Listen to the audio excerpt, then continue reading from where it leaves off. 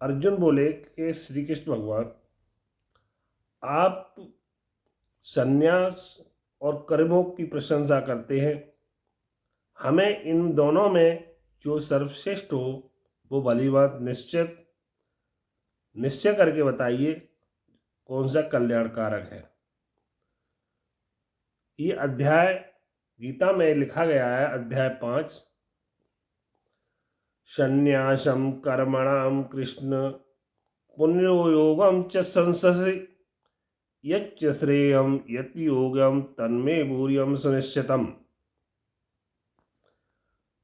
श्री कृष्ण भगवान ने कहा कि संन्यास,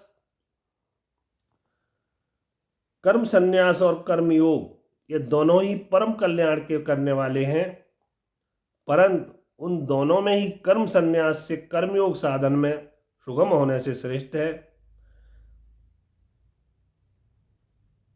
संन्यासहम कर्मयोगस्य से सक्रावो तयोस्तु कर्म संन्यास कर्मयोगो विश्यसति।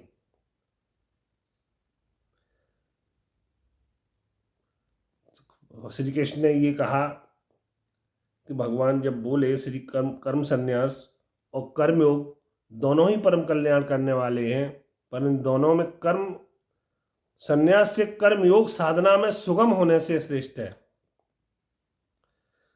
श्रेयहम स नित्य सन्यासी यो न श्रेष्ठ न काश्यति निद्दो ही महाबाहो सुखम बंधात् प्रवश्यति। हे अर्जुन, जो पुरुष न किसी से द्वेष करता है और न किसी की आकांक्षा करता है, वह कर्मयोगी सदा सन्यासी ही समझने योग्य है, क्योंकि राग और द्वेष दोनों से रहित पुरुष सुखपूर्वक संन्यास बंधन से मुक्त हो जाता है।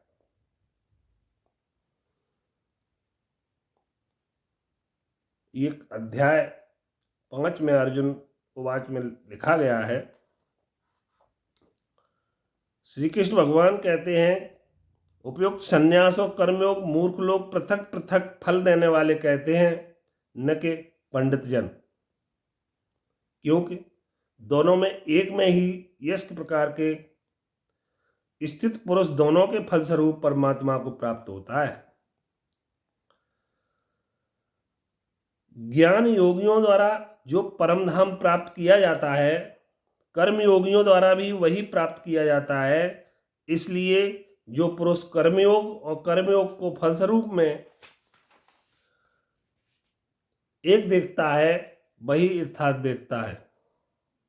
परंतु हे अर्जुन, कर्मयोग के बिना संन्यास अर्थात मन, इंद्रिय, शरीर द्वारा होने वाले संपूर्ण कर्मों में कर्तापन का त्याग प्राप्त होना कठिन है, और भगवत स्वरूप को मनन करने वाला कर्मयोगी परब्रह्म परमात्मा को शीघ्र ही प्राप्त हो जाता है।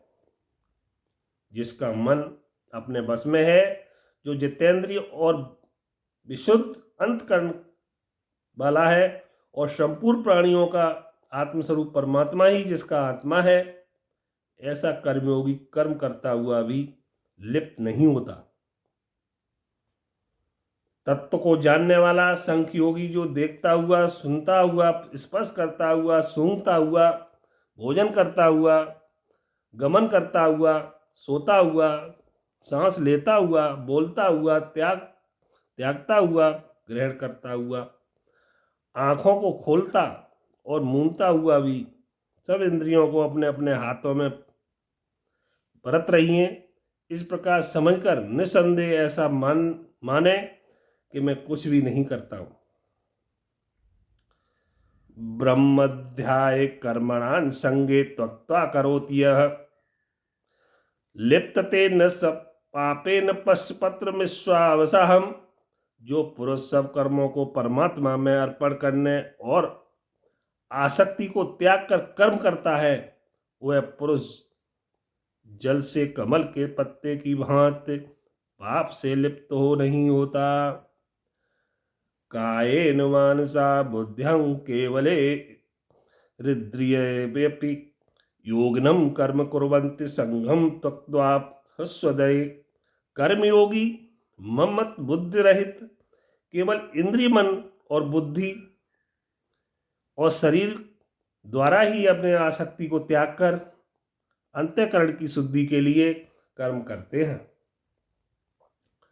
इत्तु कर्म फलम त्यक्त्वा शांतिमानोत्यम निर्मियकीमम आयुक्तम काम कारेणम फले शक्तो निबद्धते। कर्मयोगी कर्मों के फल का त्याग करके भगवत प्राप्ति स्वरूप शांति को प्राप्त होता है, और सकाम पुरुष कामना की प्रेरणा से फल से आसक्त होकर बनता है। सर्वकराणां मनसा सन्निस्तामते सुखम बसी नवद्वारे पुते देहि नैमं कुर्वन्ति कार्यान्। अंतःकरण जिसके बस में है, ऐसा सांख्य योग का आचरण करने वाला पुरुष न करता हुआ और न करवाता हुआ भी 9 द्वारों वाले शरीर रूप घर में सब कर्मों के मन से त्याग कर आनंद पूर्वक सच्चिदानंद नंदघन परमात्मा के स्वरूप में स्थित रहता है। न कर्तृत्वम न कर्मण्यम लोकस्य सृजति प्रभुम न कर्म फलम संयोग स्वभावस्थ प्रपज्यते।